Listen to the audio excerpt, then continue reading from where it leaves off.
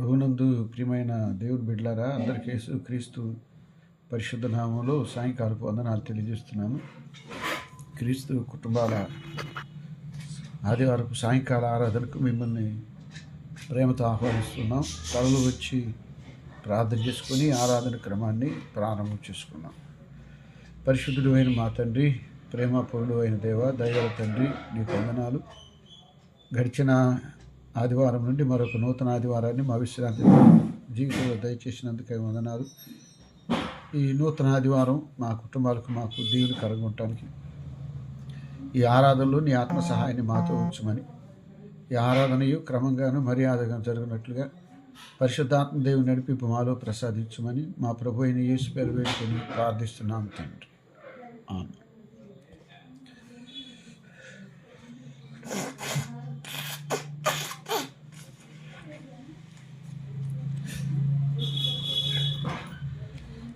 ఆంధ్ర క్రైస్తవ కీర్తనలో నుండి 20 ఫామ్లో 86వ కీర్తన,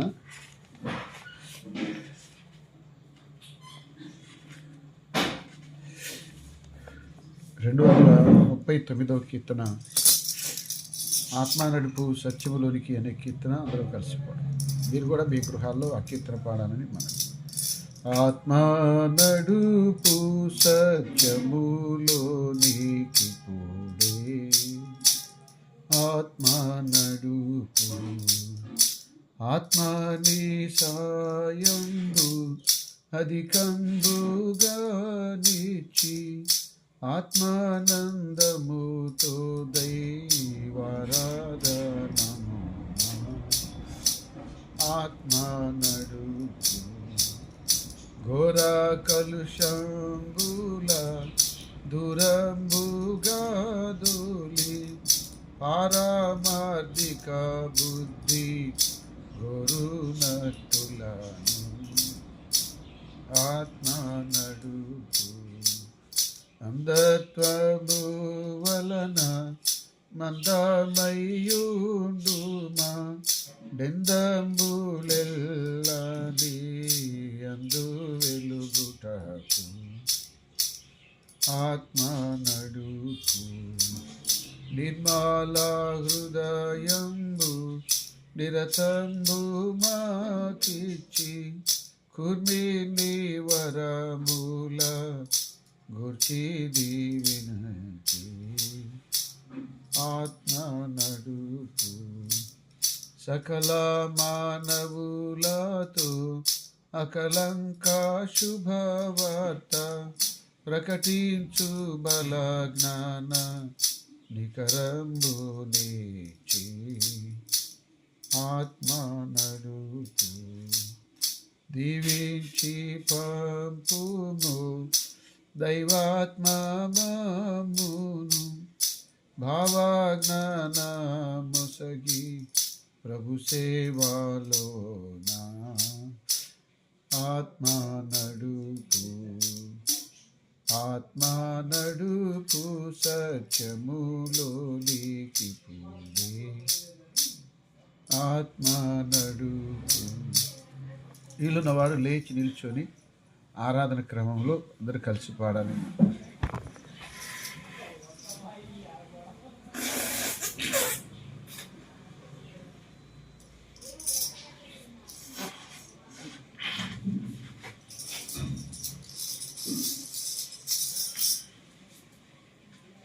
తండ్రి యొక్కయు కుమారుని యొక్కయు పరిశుద్ధాత్మ యొక్కయు నామమున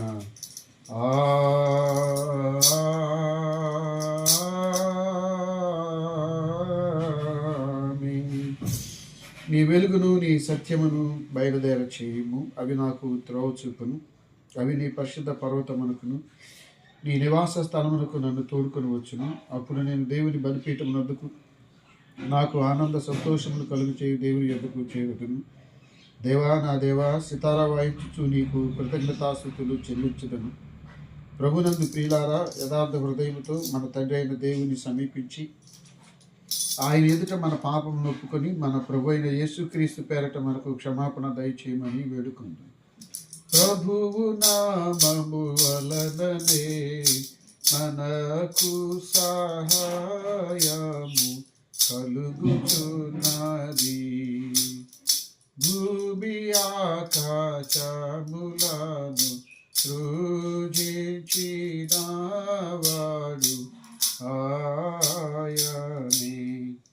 ప్రభువు సన్నిధిని నాయతి క్రమములు నేనొప్పుకొందుననుకొంటిని. నీవు నా పాపదోషము పరిహరించియున్నావు. మా సృష్టికర్తవు విమోచకుడునైన సర్వశక్తి గల దేవ, దీనులము పాపులమగు మేము స్వాభావికంగా పాపులమనియు అపవిత్రులమనియు తలపు వలన మాట వలన క్రియ వలన నీకు విరోధముగా పాపం చేర్చుమని ఎదుటొప్పుకొనుచున్నాం. కావున మేము మా ప్రభువైన యేసుక్రీస్తు నిమిత్తమున నీ కృపను వెదకుచు వేడుకొనుచు మితిలేని కనికరం గల నీ యొద్దకు ఆశ్రమునికై వచ్చుచున్నాము. మా కొరకు చనిపోవటకై నీ జనతైక కుమారుని ఇచ్చిన మిగులు కరుణ గల దేవ, మమ్మల్ని కనికరించి ఆయన నిమిత్తమున మా సమస్త పాపములకు క్షమాపణ దయచేయి. మేము నీ కృపచేత నిత్యజీవం పొందినట్లు నిన్ను గూర్చియు నీ చిత్తమును గూర్చియు సరైన జ్ఞానం, నీ వాక్యమునకు తగిన విధేయతను మా యందు నీ పరిశుద్ధాత్మ వల్ల వృద్ధి పొందించమని మా ప్రభు అయిన యేసుక్రీస్తు ద్వారా వేడుకొనుచున్నాను. ఆమేన్. మన పరలోకపు తండ్రి యగు సర్వశక్తి గల దేవుడు మనల్ని కనికరించి మన కొరకు చనిపోవటకై తన ఏక కుమారునిచ్చి ఆయన మూలమున మన పాపములన్నిటినీ క్షమించుచున్నాడు. ఆయన నామందు విశ్వాసం ఉంచు వారికి దేవుని కుమారులకు అధికారం ఇచ్చి వారికి తన పరిశుద్ధాత్మను అనుగ్రహించు. నమ్మి బాప్తీసం పొందిన వారు రక్షింపబడి.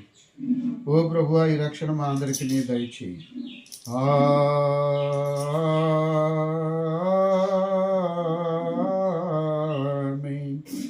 యాడ్వెట్లోని 3వ ఆదివారం కొరకైన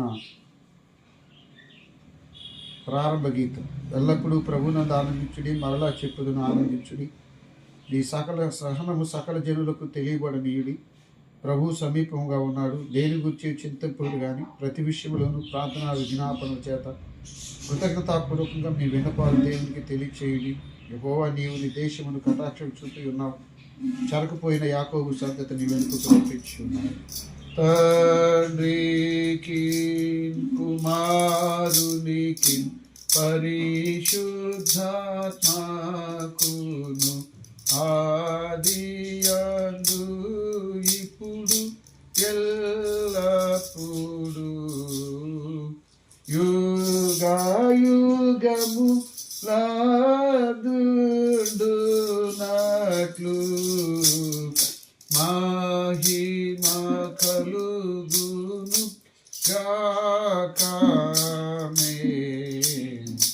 ప్రభువా మమ్మును కనికరింపుము. ప్రభువా మమ్మును కనికరింపుము. క్రీస్తు మమ్మును కనికరింపుము. క్రీస్తు మమ్మును కనికరింపుము. ప్రభువా మమ్మును కనికరింపుము. ప్రభువా మమ్మును కనికరింపుము. సర్వోన్నతమైన వాణిలో దేవునికి మహిమా కలుగునుగాక. దేవునికి మహిమా కలుగునుగాక. కలుగునున్నతమైన ఘనస్థలము నందున ఇలాకు సమాధానం నరులకాయన దయా. ప్రభువైన దేవా, పరమరాజా, సర్వ పరిపాల, పరిపూర్ణ శక్తిగా పరమజనక నిన్ను మహిళి స్తుతి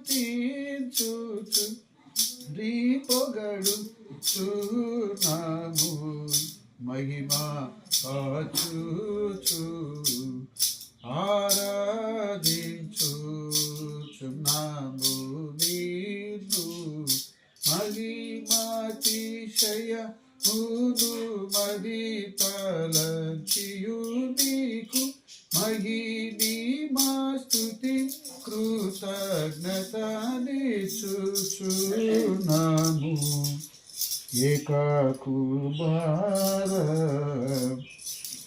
యేసు ప్రభువా యెహోవా తనయా లోక పాపము బోయు ఏక దేవుని గొర్రె పిల్లనమును కనికరించుము చల్లగా లోక పాపములు మోసుకపోవు యేసు రక్షక వాసిగా జనకుని కుడి వైపున కూర్చుండి యేసు మా ప్రార్థన వించి కనికరించు పరిశుద్ధుడావు ప్రభుడవు నీవు ప్రభువైన క్రీస్తు పరిశుద్ధాత్మతో తండ్రి కైనా దేవుని యందు పరిపూర్ణ మహిమతో ప్రభాలుచున్నామెప్పుడు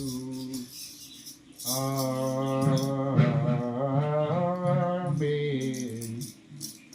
ప్రభువు నీతో ఉండుగాక నీ ఆత్మతో ఉండుగాక. ప్రార్థింతుము. ఓ ప్రభువా, నా ప్రార్థనకు చెవియొగ్గుము.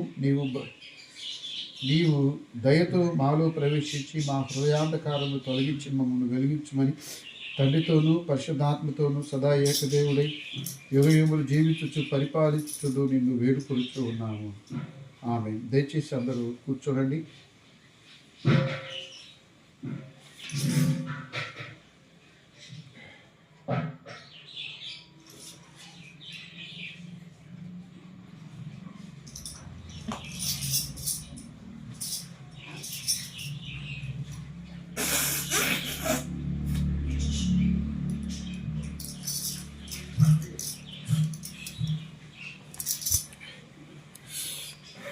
అడ్వెంట్లోని 3వ ఆదివారం కొరకు ఏర్పాటు చేయబడిన లేఖన భాగం చదువుగా మలాకీ గ్రంథం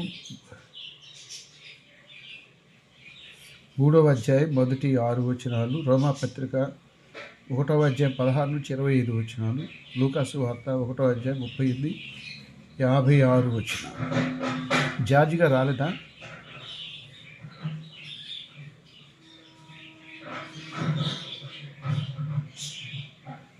మాణిక్యరావు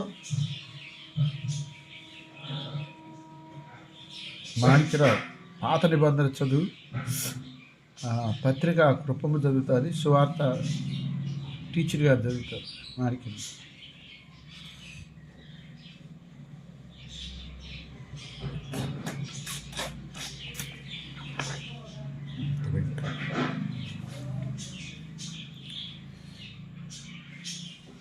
మాణిక్యరావు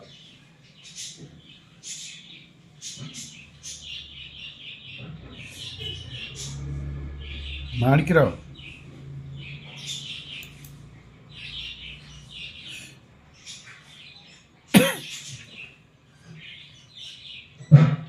మణి కృపము గారు మీరే చదవండి పాత నిబంధన, తర్వాత పత్రిక మాణిక్యరావు మలాకి 3:1-6.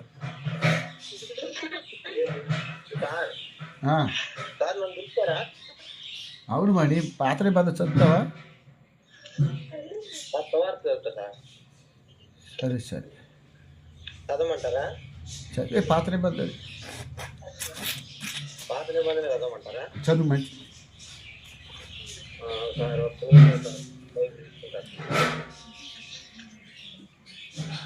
మలాకీ గ్రంథం 3వ అధ్యాయం 1-6.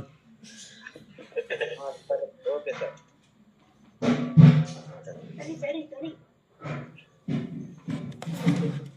అందరికి వందనాలండి.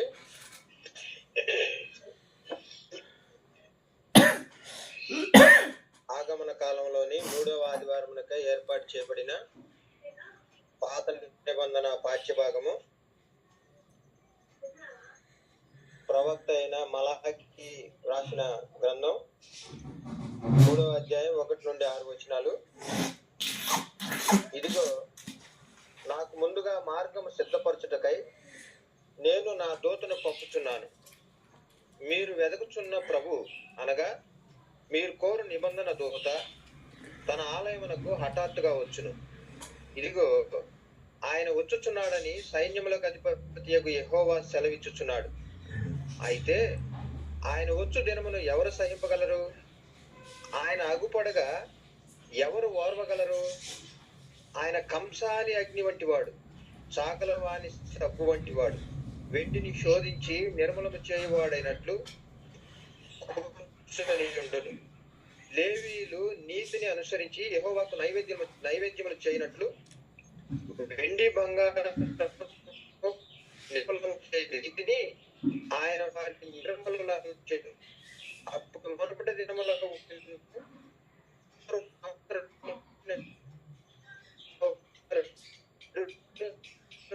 నైవేద్యములు యెహోవా తీర్పు తీర్చుటకై ఎందుకు రాగా చిరంజీవాళ్ళ మీదను వ్యభిచారుల మీదను అప్రమాణుల మీదను నాకు భయపడక వారి కూలి విషయంలో వారిని విధవగాండ్రను తండ్రి లేని వారిని బాధ పెట్టి పరదేశులకు అన్యాయం చేసిన వారి మీదను దృఢంగా సాక్ష్యము పొందడాన్ని సైన్యములకు అధిపతి యెహోవా సెలవిచ్చుచున్నాడు.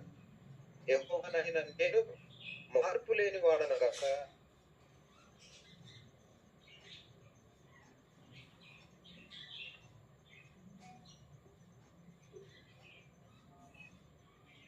ఈ వాక్యం ఎంత పర్యంతం. పరిశుద్ధుడవగు దేవా, పావన శక్తుడ దేవా, పావన మాత్య దేవా, నామును కనికారిపు.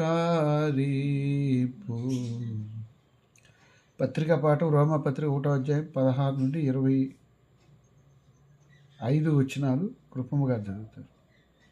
వందనాలయ్యా. వందనాలు. అడ్వెంట్లోని 3వ ఆదివారం కొరకు ఏర్పాటు చేయబడిన పత్రికా పాఠ్య భాగము రోమ పత్రిక 1వ అధ్యాయము 16వ వచనం నుంచి 25వ వచనం వరకు, 16 నుంచి ప్రారంభం. సువార్తను గూర్చి నేను సిగ్గుపడవాడను కాను, ఏలయనగా నమ్ము ప్రతి వానికి మొదట యూదునికి క్రీస్తు దేశస్థులకు కూడా రక్షణ కలుగు చేయుటకు అది దేవుని శక్తి అయి ఉన్నది. ఎందుకని నా నీతిమంతుడు విశ్వాస మూలముగా జీవించునని వ్రాయబడిన ప్రకారము విశ్వాస మూలముగా అంతకంతకు విశ్వాసము కలుగునట్లు దేవుని నీతి దాని యందు బయలుపరచబడుతున్నది.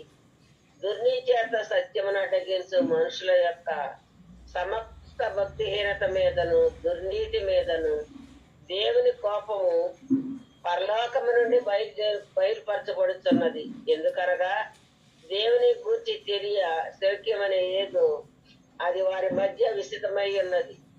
దేవుడు అది వారికి విసితపరచెను. ఆయన అదృశ్య లక్షణములు వలన ఆయన నిత్య శక్తియు దేవత్వమును జగత్తుత్పత్తి మొదలుకొని సృష్టింపబడిన వస్తువులను ఆలోచించట వలన తేటబడుతున్నవి కనుక వారు నిరర్థులై ఉన్నారు. మరియు వారు దేవుని ఎరిగి ఆయనను దేవుడిగా మహిమపరచలేదు, కృతజ్ఞతాస్థుతులు చెల్లింపలము లేదు. కానీ తమ వాదముల యందు వ్యర్థులైరి. వారు అవివేక హృదయము అంధకారమయమాయేను. తాము జ్ఞానులమని చెప్పుకొనుచు బుద్ధిహీనులైరి. వారు అక్షయుడకు దేవుని మహిమను క్షయమగు మనుషుల యొక్కయో పక్షుల యొక్కయో జంతువుల యొక్కయో పురుగుల యొక్కయో ప్రతి స్వరూపముగా మార్చిరి. ఈ హేతువు చేత వారు తమ హృదయముల దురాలోచనలను అనుసరించి తమ శరీరములను పరస్పరము అవమానపరుచుకున్నట్లు దేవుడు వారిని అపవిత్రకు అప్పగించెను. కాబట్టి అట్టి వారు దేవుని సత్యమును అసత్యమునకు మార్చి సృష్టికర్తకు ప్రజగా సృష్టమును పూజించి సేవించిరి. యుగ యుగముల వరకు ఆయన స్తోత్రార్హుడై ఉన్నాడు. ఆమె ఇంతటితో పత్రిక పాఠ్యం ఇంత పరిస్థితి. హల్లెలూయా హల్లెలూయా హల్లెలూయా. సువార్త పాఠ్యభాగం పరిశుద్ధుడైన లూకా రాసిన సువార్త 1:35-56 వచనాలు. మాణిక్యం టీచర్ గారు. ఓ ప్రభువా నీకు మహిమా కలుగునుగాక.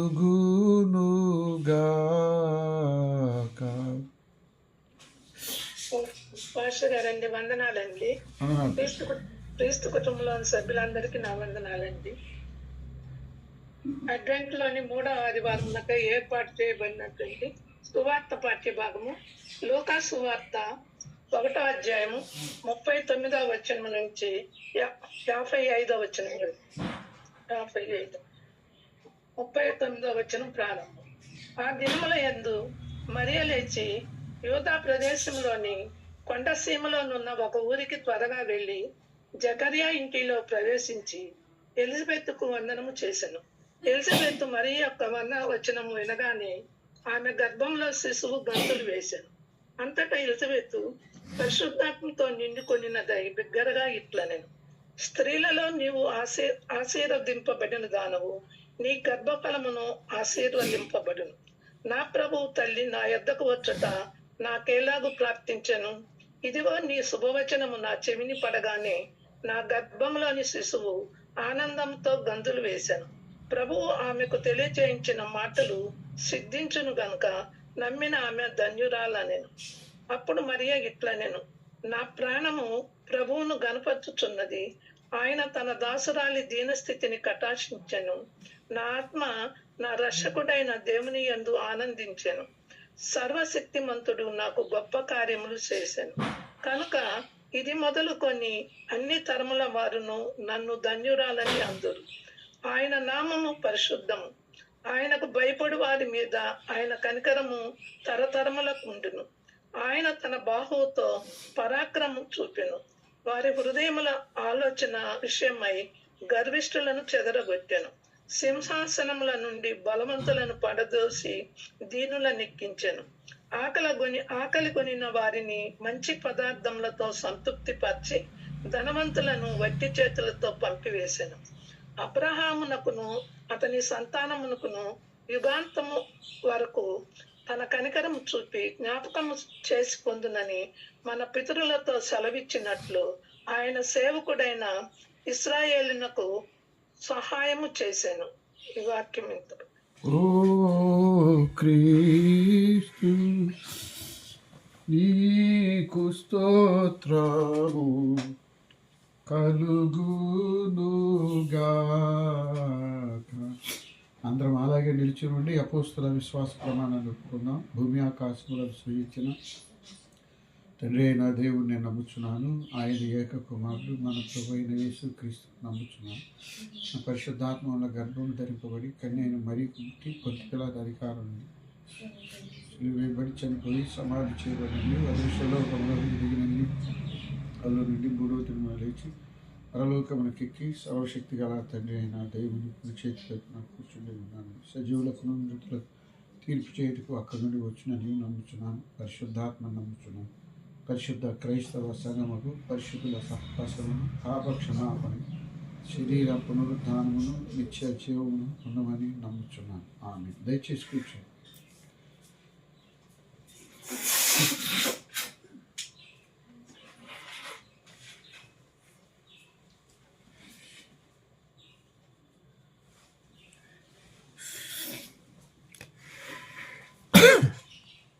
ఆంధ్ర క్రైస్తవ కీర్తనలో నుండి 320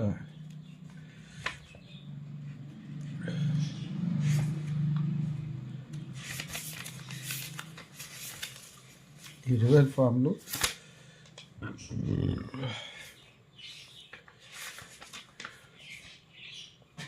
59వ కీర్తన రివైల్ ఫామ్లో. ఆంధ్ర క్రైస్తవ కీర్తన 116వ కీర్తన శెట్టి భానుమూర్తి గారి కీర్తన రారి చూతము రాజశృతిని అనే కీర్తన అందరం కలిసి పాడుతుంది. రారే చూతము రాజసుతుని రేయి జననమాయెను. రారే చూతము రాజసుతుని రేయి జననమాయెను. రాజులకు రాజు మెస్సయ్య, రాజులకు రాజు మెస్సయ్య, రాజితంబగు తేజమదిగో. రారే చూతము రాజసుతుని రేయి జననమాయెను. దూతగణములన్ తేరి చూడరే దైవవాక్కులన్ తెల్పగా. దూతగణములన్ తేరి చూడరే దైవవాక్కులన్ తెల్పగా. దేవుడే మన దీనరూపున, దేవుడే మన దీనరూపున, ధరణి కరిగే ఈ దినమున. రారే చూతము రాజసుతుని రేయి జననమాయెను. కల్లగాదది కలయుగాదది గొల్లబోయల దర్శనం. కల్లగాదది కలయుగాదది గొల్లబోయల దర్శనం. తెల్లగానది తేజరిల్లెడి, తెల్లగానది తేజరిల్లెడి, తారగాంచరే త్వరగరారే. రారే చూతము రాజసుతుని రేయి జననమాయెను. బాలుడడుగో వేల సూర్యుల బోలు సద్గుణ శీలుడు. బాలుడడుగో వేల సూర్యుల బోలు సద్గుణ శీలుడు. బాలబాలిక బాలవృద్ధుల, బాలబాలిక బాలవృద్ధుల నేలగల్గిన నాదుడు. రారే చూతము రాజసుతుని రేయి జననమాయెను. యూదవంశము నుద్ధరింపద వీదుపురమున ఉద్భవించే. యూదవంశము నుద్ధరింపద వీదుపురమున ఉద్భవించే. సదమలంబగు మదిని గొల్చిన, సదమలంబగు మదిని గొల్చిన, సార్వజనులకు సార్వభౌముడు. రారే చూతము రాజసుతుని రేయి జననమాయెను. మన తండ్రి అయిన దేవుడి నుండి ప్రభువైన యేసుక్రీస్తు నుండి కృపయు సమాధానం కలుగును గాక.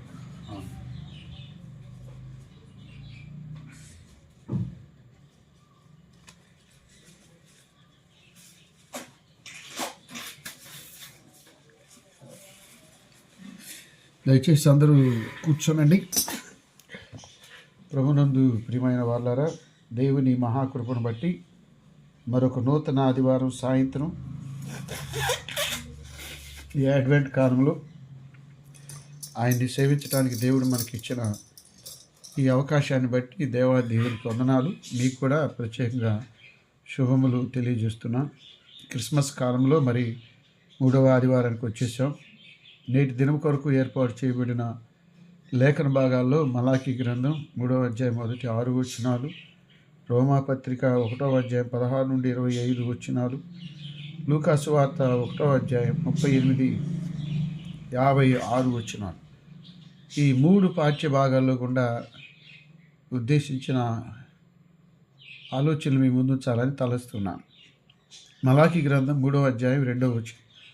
ఆయన వచ్చు దినము ఎవరు సహింపగలరు?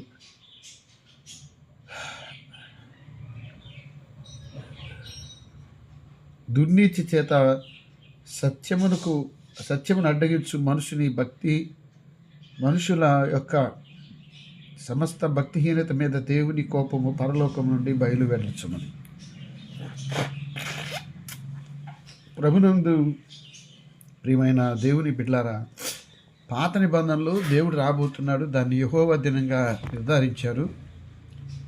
అయితే ఆ రోజు ఆయన ఏంటంటే భక్తిహీనత మీద దేవుని కోపం. దేవుని రాకడలో 2 ప్రాముఖ్య ఉద్దేశాలు ఉన్నాయి. ఒకటి భక్తిహీనత మీద దేవుని కోపం. లూకాసు వార్త 1వ అధ్యాయం 50వ వచనంలో భయపడు వారికి కనికరం తరతరాలు. దేవుని రాకడలో ఒకటి తీర్పు, 2 మార్పు ఉన్నవారికి ఆయన కనికరం తరతరాలు ఉంటుంది. కాబట్టి దేవుని రాకడ అంటే పాత నిబంధనలో ద డే ఆఫ్ యెహోవా అంటారు, యెహోవా దినం. ఆ దినాన భక్తిహీనుల మీద దేవుని కోపం ఉంటుంది, అలాగే భయపడే వారికి కనికరం ఉంటుంది. కాబట్టి ఈ ఆదివారం భయపడుతున్నామా, భక్తిహీనులుగా ఉన్నామా? ఆత్మ పరిశీలన మనందరికీ అవసరం. ప్రభునందు ప్రియమైన వాళ్ళారా, బైబిల్ గ్రంథంలో మనకి పెద్ద ప్రవక్తల జాబితాలో యెషయా, ఇర్మియా, యెహెజ్కేలు, దానియేలు వరకు ఉంటారు. అక్కడి నుంచి ఉన్న ప్రవక్తల్లో చిన్న ప్రవక్తలు అంటారు, మైనర్ ప్రాఫిట్స్. వారిలో మలాకి చివరివాడు. మలాకి అంటే యెహోవా అంటే, మలాకి అంటేనే నా దూత అని అర్థం. నా దూత అని దానికి అర్థం. దీనిలో నా దూతను నీకు ముందుగా పంపుతున్నానని 3వ అధ్యాయం 1వ వచనంలో చెబుతాడు. 3వ అధ్యాయం 1వ వచనం. ఇక్కడ క్రీస్తుకు పూర్వం 430 ఆ కాలంలో ఈ ప్రాంతానికి, యూదా ప్రాంతానికి నెహెమియా గవర్నర్గా పంపించబడతాడు. మీకు నెహెమియా గ్రంథం, ఎజ్రా గ్రంథం, ఎస్తేరు, యెషయా గ్రంథం 40 నుండి 66 అధ్యాయాలు, ఇర్మియా గ్రంథం 29 నుండి ముందు అధ్యాయాలు, యెహెజ్కేలు, దానియేలు, ఈ గ్రంథాలన్నీ కూడా ఎక్కువగా బబులోను చెరకాలానికి సంబంధించిన పుస్తకాలు. అయితే 430 ప్రాంతంలో యూదా మతంలో ఉన్న ఆచారాలు, అపనమ్మకాలు మలాకి ఖండిస్తాడు. మతపరమైనటువంటి అపవిత్రత, నిర్లక్ష్య ధోరణి, నామకార్థ భక్తి, అన్యమత విధానాలు యూదా మతంలో చొప్పించి ఆచరించటం. వీళ్ళు వాగ్దాన భూమిలోకి వచ్చేటప్పుడు మరి మోషే చెబుతాడు, మీరు ఐగుప్తులోకి వెళ్తున్నారు కదా, ఐగుప్తు నుండి వాగ్దాన భూమికి వెళ్తున్నారు కదా, మీరు అక్కడ ఉన్న దేవతలను వాటిని అనుసరించొద్దని. యెహోషువ ప్రశ్న వేస్తాడు. యెహోషువ 24లో ఐగుప్తులో ఉన్న మతాచారాలు అనుసరిద్దామా, మరి వాగ్దాన భూమిలో ఉన్న మతాచారాలు అనుసరిద్దామా అని, మీరు ఎవరెవరిని సేవించినా నేను నా ఇంటి వారు యెహోవాను మాత్రమే సేవిస్తారంటారు. విశ్వాసులు, భక్తులు తప్పుడు మార్గంలోకి వెళ్తే దేవుడు ఒప్పుకోడు. అది నేనైనా, నువ్వైనా, ఎవరైనా. మొదట అనౌన్స్ చేస్తాడు తప్పు దిద్దుకోమని. రెండవది ఏమవుతుందంటే పనిష్మెంట్ ఉంటుంది, శిక్ష. కాబట్టి యెహోవా దినం వస్తుంది. ఎందుకంటే భక్తిహీనుల్ని ఆయన, భక్తిహీనుల మీద దేవుని కోపం తీవ్రమైందండి. దాన్ని ఎవరు భరించలేరు. మానవ భక్తిహీనత మీద దేవుని కోపం పరలోకం రగులుతుంది. అంటే అగ్ని ఏం చేసి దహించి వేసింది. కాబట్టి ప్రభునందు ప్రియమైన వాళ్ళారా, నెహెమియా దీన్ని కొంతవరకు చదువుతాడు, కానీ పూర్తిగా భక్తిహీనతను నిర్మూలన చేయడు. కొన్నిసార్లు మనం నిలువెచ్చని స్థితికి వెళ్తాం. ప్రకటన గ్రంథం 3వ అధ్యాయం అటు వెచ్చగా ఉండు, ఇటు చల్లగా ఉండు, నిలువెచ్చని స్థితికి వెళ్ళిపోతాం. అందువలన ఈ గ్రంథంలో అంటే పాత నిబంధన మలాకీ గ్రంథంలో దూత అనే ఒక ప్రస్తావన అవుతుంది.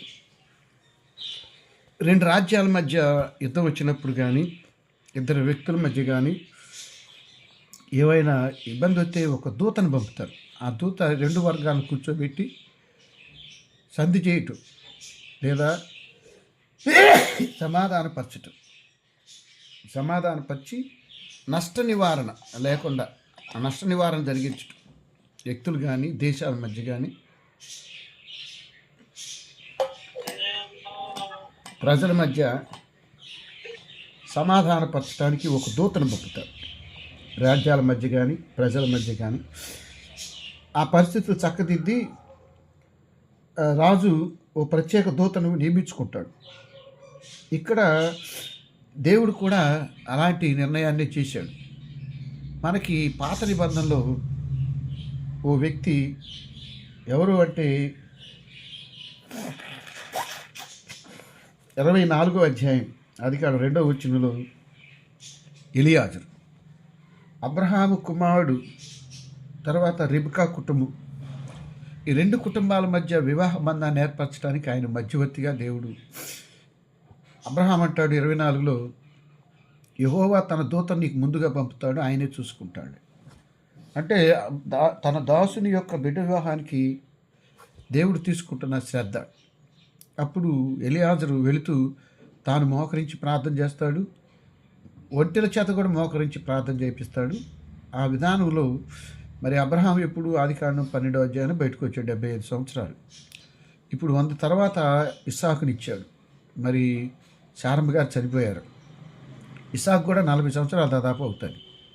మరి ఒక వ్యక్తి వెళ్ళి అబ్రహాం ఇలా దీవించబడ్డాడు, ఓ కొడుకు పుట్టాడు, మీ అమ్మాయిని ఇస్తారా అని చెబితే వాడు నమ్ముతూ రిబ్కాను పంపటం అది ఎంత గొప్ప విషయం. ఇక్కడ ప్రభునందు ప్రియమైన వాళ్ళు, అందుకోసం అబ్రహాము ఎంచుకున్న దూత ఎలియాజరు, దేవుడు పంపుతున్న దూత ఒకళ్ళు ఉన్నారు ఈ కార్యాలు చక్కదిద్దటానికి. అలాగే ఆదికాండం 41:41లో యోషోపుని దేవుడు ఒక దూతగా పంపుతాడు. ఇది ఐగుప్తు ప్రజలకు రాబోయే కరువు నివారించడానికి. ఐగుప్తులో మరి యాకోబు సంతానం వెళ్ళి 300 అనేక దినాలు అక్కడ ఉండటానికి, అక్కడ ఉండి వాళ్ళు విస్తరించి వాగ్దాన భూమికి రావాలి. కాబట్టి ఇవన్నీ జరగాలి అంటే ముందుగా దేవుడు యాకోబుని యోసేపుని అక్కడికి పంపినట్టుగా ఇక్కడ మనకు రాయబడి ఉంది. ఇక్కడ ఆదికాండం 41వ అధ్యాయం, మొదటగా ఆదికాండం 24వ అధ్యాయంలో అబ్రహాం చెప్పిన మాట, ఎలియాజరు వెళ్తుంటే యెహోవా తన దూతను నీకు ముందుగా పంపుతాడు అనేది. బైబిల్ దీన్ని చర్చి ఆదికాండం 24వ అధ్యాయం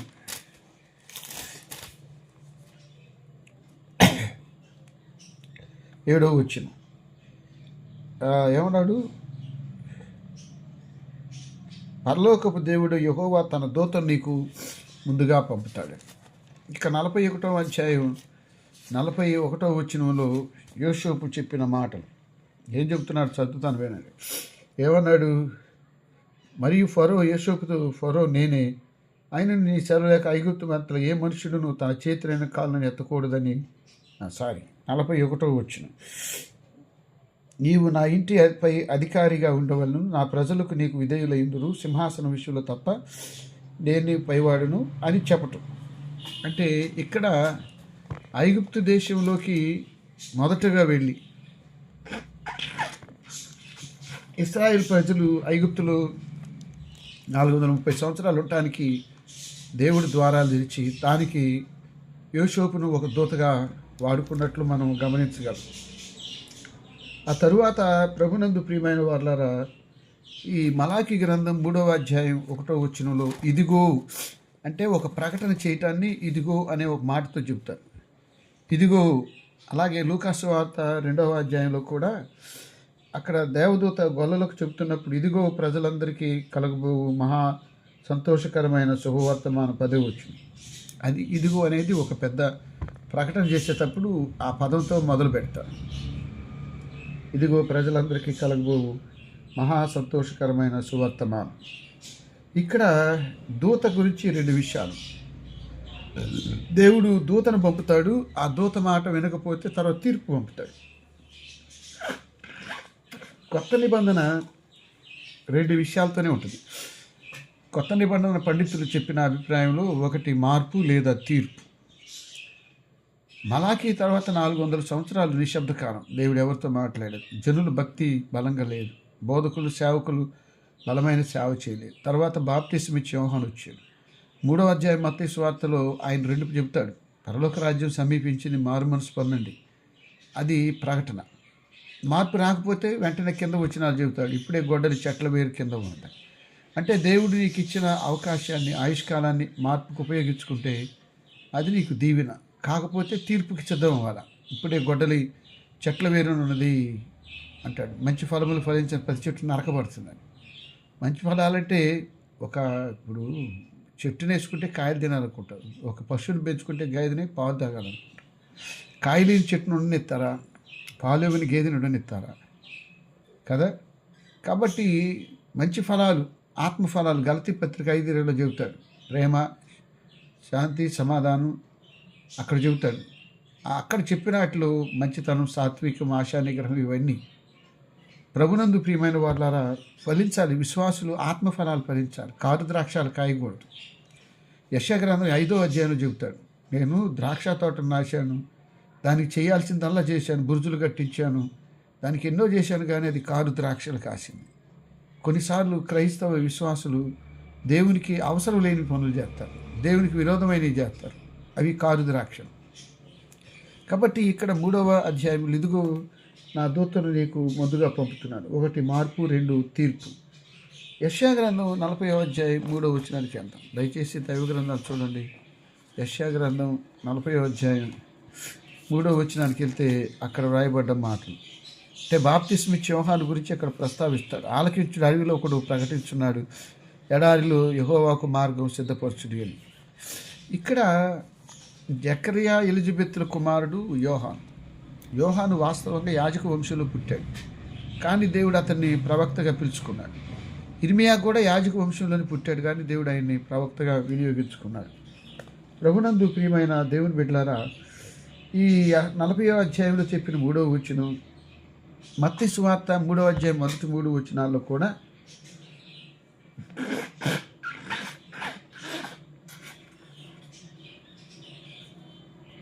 అర్థమైందా? యోహాను గురించే చెప్పాడు. మత్తయి సువార్త 3వ అధ్యాయంలో వ్రాయబడ్డ మాటలు ఏమంటున్నాడంటే, ప్రభునందు ప్రియమైన వాళ్ళారా మారు మనసు పొందుడి, ప్రభు మార్గం సరళ మార్గం సిద్ధపరచుడి, ఆయన త్రోవలు సరళం చేయండి. అంటే 40వ అధ్యాయంలో ప్రస్తావించిన ఆ ప్రవచన నెరవేర్పు ఈ బాప్తిస్మ ఇచ్చే యోహాను రాకతో మనం గమనించగలం. ఆ తరువాత బాప్తిస్మ ఇచ్చే యోహాను మొదట దేవుడు పంపిన దూత. నూతన నిబంధనలో నేను ముందే చెప్పా ప్రసంగంలో, ఒక రాజు లేదా 2 రాజ్యాల మధ్య, 2 ప్రజల మధ్య, 2 గురువుల మధ్య సమాధానం చేయటానికి ఒక దూతను పంపుతాడు. అదే యుద్ధాలు జరగకుండా నష్ట నివారణ. ఇప్పుడు దేవుడు తొలుత ఒక దూతగా యోహాను పంపుతున్నాడు. ప్రభునందు ప్రియమైన దేవుని బిడ్డలారా, ఆ దూత, 2వ దూత ఎవరు? అది మొదటి దూత ఆయన క్రీస్తు పరిచర్య ప్రారంభానికి ముందుగా ఆయన మార్గం సరళం చేయటానికి ఏలియా ఆత్మ కలిగిన వాడిగా 4వ అధ్యాయం మలాకీ గ్రంథం 5వ వచనం.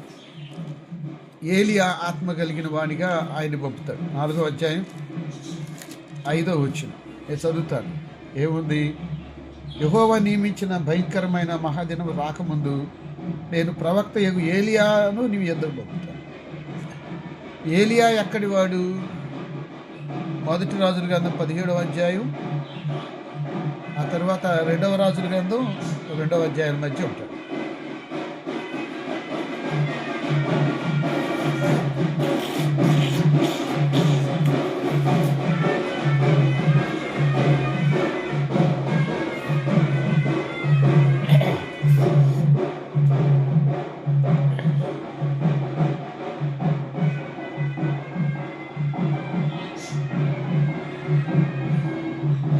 ప్రభునందు ప్రియమైన దేవుని బిడ్డలారా, మలాకి 4:5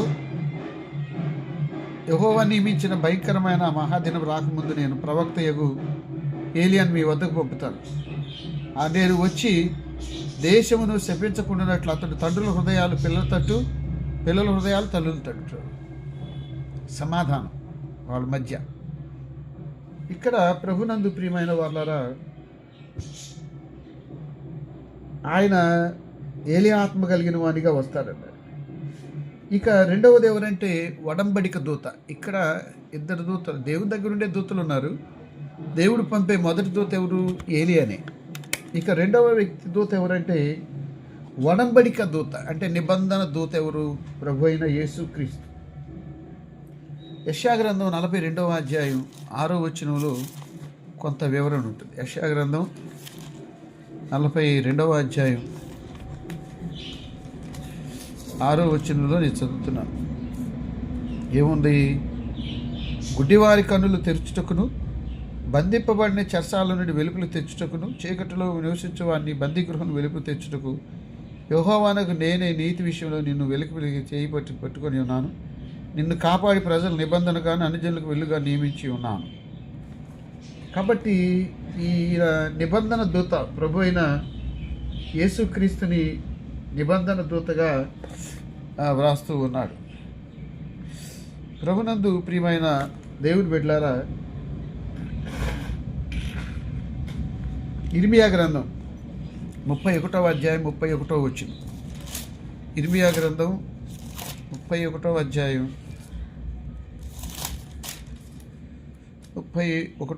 నేను చదువుతాను. ఇదిగో నేను ఇశ్రాయేలుతోనూ యూదా వారితోనూ కొత్త నిబంధన చేయు దినములు వచ్చుతున్నాయి. నిబంధన దూత ఇతను.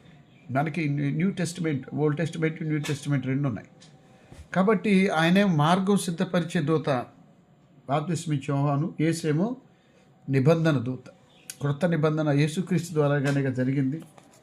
ప్రభునందు ప్రియమైన దేవుని బిడ్డలారా, ఆయన తన స్వజనుల యొద్దకు రాబడతాడు. ఆయన్ని వస్తాడు కానీ వాళ్ళు ఆయన్ని స్వీకరించరు.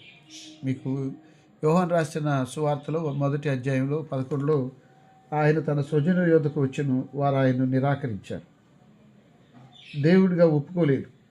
ప్రభునందు ప్రియమైన దేవుని బిడ్డలారా, రెండు కాలాలు, ఒకటి కృపాకాలం, రెండు తీర్పు కాలం. దేవుడు మనకిచ్చిన సమయాన్ని, జీవితాన్ని దేవుని మహిమ కొరకు వాడితే అది కృపాకాలం. దేవుడిచ్చిన సమయంలో జీవితాన్ని సద్వినియోగం. ఇక తీర్పు కాలం ఏంటంటే, తీర్పు కాలంలో ఏమి పనిచేయవు, తీర్పే పనిచేసింది. కొన్నిసార్లు దేవుని కోపం ముందు ఏది నిలబడదు. మన కానుకలు, మన ప్రార్థన, మన భక్తి ఏది నిలబడదు. తీర్పు కాలం మొదలైంది. కాబట్టి తీర్పుకు ముందు మార్పు, అది కృపాకాలం. ఇప్పుడు నడుస్తున్నది కృపాకాలం. ప్రభునందు ప్రియమైన దేవుని బిడ్డలారా, ఇక్కడ వ్రాయబడిన మాట మలాకి ద్వారా దేవుడు తెలియజేస్తుంది. ఈ పుస్తకంలో స్థూలంగా దేవుడు 7 ప్రశ్నలు ఎత్తాడు వీళ్ళకి. మలాకి గ్రంథంలో చిన్న పుస్తకమే కానీ చాలా విశేషాలు ఈ మలాకి గ్రంథంలో ప్రస్తావించబడ్డాయి. అంటే నూతన నిబంధనకు ముందు గ్రంథం. ఆ 7 ప్రశ్నలు ఒక యూదులు, ఇశ్రాయేల్కే కాదు,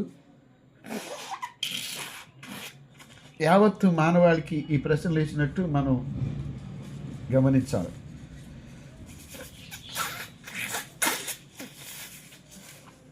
యావత్తు మానవాళికి ఈ ప్రశ్నలు వేసినట్టుగా మనం గమనించాలి. ఇది మొట్టమొదటిది ఏంటంటే, దేవుని ప్రేమను యూదులు ప్రశ్నించటం.